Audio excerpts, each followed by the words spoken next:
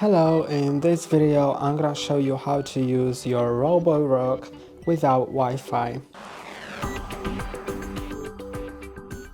So to use it without Wi-Fi you will have limited functionality, but you can still do a few things with it. So let me drive it out of the docking station.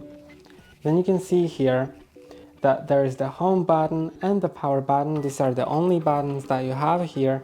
So the docking button will just go back to home. Also, if the robot is in the docking station already, then when you press on the docking button, it will empty the dustbin into the docking station. And this button will either pause some actions or start cleaning.